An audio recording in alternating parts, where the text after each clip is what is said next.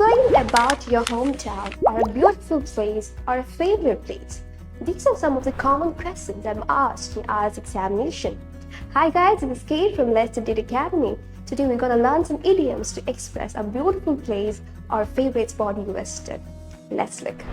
Our first idiom is an ideal spot, which means a perfect spot or perfect place for something. Last summer I went to Goa, which is an ideal spot for vacation. Our second idiom is picture perfect. It means flawless or something that looks exactly like a photograph. The snow-capped mountains were picture perfect. The sunset was picture perfect because of the pinks and oranges.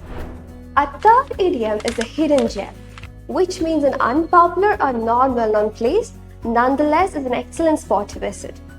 My village is a hidden gem with attractive scenic spots. You all have a favorite spot or ideal spot you love to go on. So you can call this place heaven and earth.